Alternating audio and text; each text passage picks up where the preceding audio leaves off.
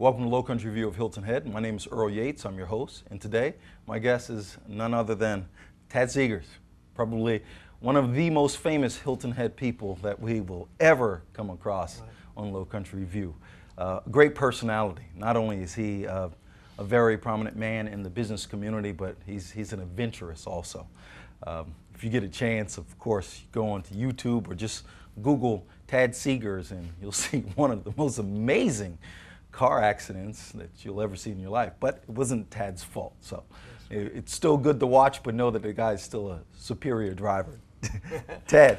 Oh, Earl, thank you so much for having me this morning. I'm flattered. You're a great salesperson. I think I fall behind you in the status of who's who on the island. Oh, so. Come on. Not true. Not true. Now, let's just, my first memories of meeting you, Tad, of course, many, many years ago when you were a pretty super athlete playing basketball all the time. And, of course, along with that, in the real estate business, you've made a name for yourself in many different ways here on Hilton Head. Give our viewers a little insight of who Tad is. Well, it helps the longer you live here, I guess, right? Yes, absolutely. I claim that my first year on the island was 1976. And I feel it's a little interesting. I'm proud to say that it was 1974, my older cousin opened up the first lifeguard beach patrol stand. And back in those days, that was at the Adventure Inn. And then shortly thereafter, my current friend and teammate with real estate, Dick Ryan, ended up buying my cousin out. And so through college, I worked with and for Dick. Ended up owning a little portion of the sailboat operation. Beach patrol, I was an EMT for a number of years. That was all volunteer, and you know, we worked hard all day and hard many nights, you know. So that was quite adventurous, and it was nice to save some lives and experience that sort of thing. So learned a lot in my year. So that was 1976, Earl, to 1986, actually. So out of college, I ended up managing and, as I mentioned, buying a portion of the business. I worked hard and did well. Somebody wanted to buy it, and I said, well, I guess so. Didn't know what I wanted to do. So I had met Bill Baldwin and Ken Oliver, and they recruited me, and so, well, I guess I'll give it a try. So I've been there ever since. So that's my story. Well, it's a pretty amazing thing because, of course, real estate is probably one of the foundation businesses here on the island.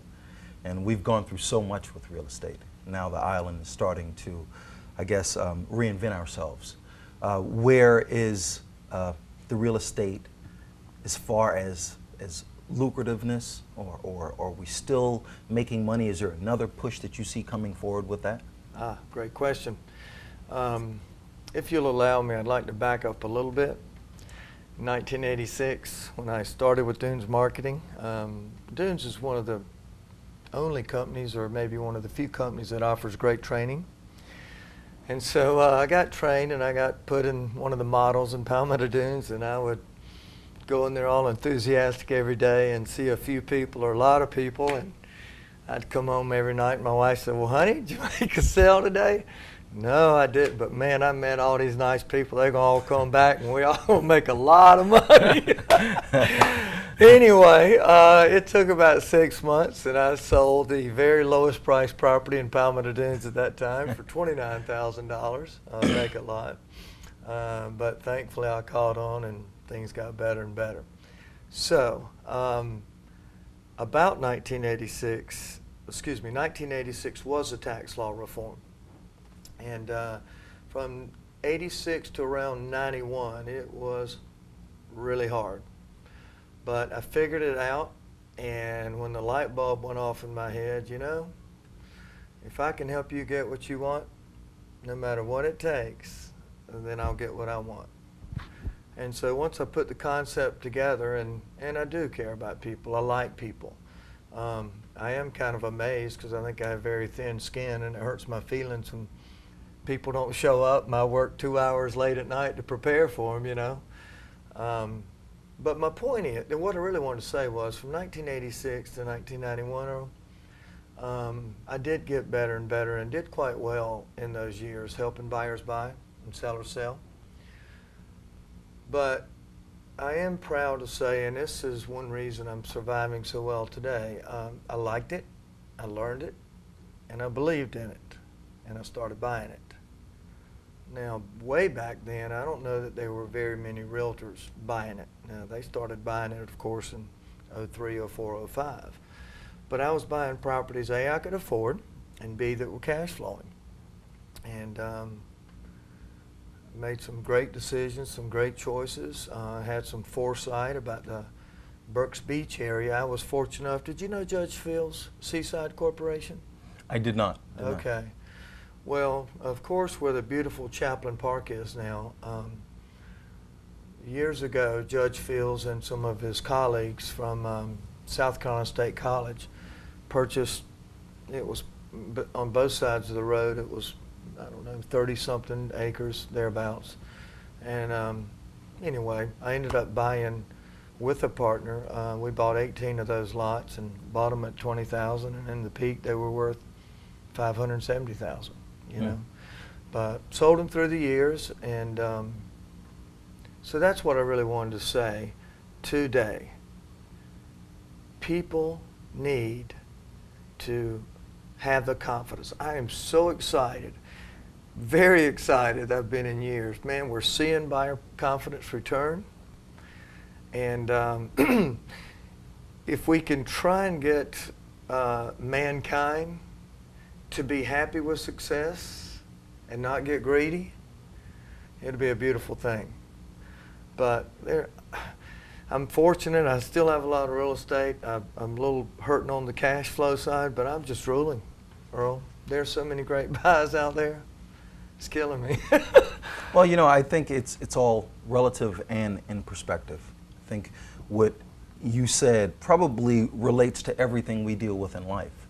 It's about finding satisfaction in happiness, not in wealth or not in having things. You know, you do enough to do a little bit more than survive, Right. so you can also have a brighter future. But be satisfied with being happy. I mean, it was so funny. I was just speaking to a friend about the different culture that we've built for ourselves in the United States towards how it is other places. Yes. There's so many other countries where you go and you can see the appreciation in just a day.